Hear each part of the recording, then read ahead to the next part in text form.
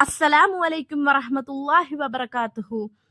முஹ்மினான சகோதரர் சகோதரிகளே, ஒரு நிமிடம் இந்த பிரபஞ்சத்தை சிந்தித்துப் பாருங்கள். எல்லையில்லா வானம், எண்ண முடியாத நட்சத்திரங்கள், அளவிட முடியாத இந்த பிரம்மாண்ட அமைப்பு உண்மையிலேயே தானாக உருவானதா? அல்லாஹ் தஆலா மனித அறிவுக்கு எட்ட முடியாத ஒரு ஆழமான உண்மையை 1400 ஆண்டுகளுக்கு முன்பே திருக்குர்ஆனில் வெளிப்படுத்துகிறான்.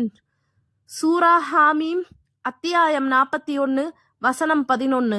சும்மஸ்தவா இலா ஸமாஇ வஹிய துஹானுன் ஃபகால லஹா வலில் அர்லி இத்தியா தௌஆன் அவு கர்ஹான் காலத்தன் ஆத்தைனா தஆஈன்.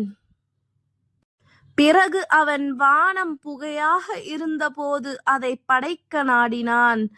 ஆகவே அவன் அதற்கும் பூமிக்கும், நீங்கள் விருப்புடனாயினும் அல்லது வெறுப்பிருப்பினும் வாருங்கள் என்று கூறினான். அதற்கு அவை இரண்டும், நாங்கள் விருப்புடனே வருகின்றோம் என்று கூறின. இந்த ஒரு வார்த்தை புகை இன்றைய அறிவியலை அதிர்ச்சியடைய செய்கிறது. இன்று நவீன அறிவியல் என்ன சொல்கிறது?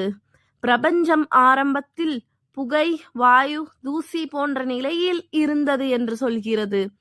அதை அவர்கள் காஸ்மிக் கேஸ் கிளவுட் என்று அழைக்கிறார்கள்.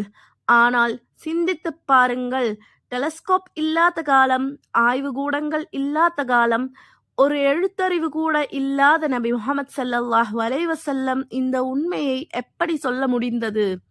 இது மனித அறிவு அல்ல, இது ஊகமும் அல்ல, இது வஹி, இது ரப்புல் ஆலமீனின் வார்த்தை. இந்த பிரபஞ்சமே அல்லாஹ்வின் கட்டளைக்கு கீழ்ப்படுகிறது என்றால் நாம் யார் அவனின் கட்டளையை மறுப்பதற்கு? இந்த ஆயத் நமக்கு ஒரு கேள்வி கேட்கிறது. என் வாழ்க்கை அல்லாஹ்வின் கட்டளைக்கு கீழ்ப்படுகிறதா? சுப்ஹான் அல்லாஹ், எவ்வளவு பெரிய பாடம்! அல்ஹம்துலில்லாஹ், இந்த குர்ஆனை நமக்கு தந்ததற்காக. அல்லாஹ் அக்பர்.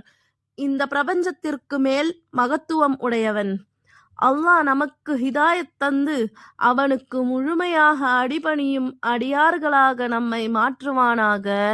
ஆமீன். இந்த மாதிரியான ஈமானை வலுப்படுத்தும் குர்ஆன் சிந்தனைகள் உங்கள் இதயத்தை தொடுகிறதென்றால் இப்போதே சப்ஸ்கிரைப் செய்யுங்கள்.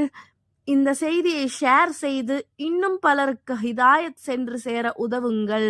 அஸ்ஸலாமு அலைக்கும் வரஹ்மத்துல்லாஹி வபரகாத்துஹு.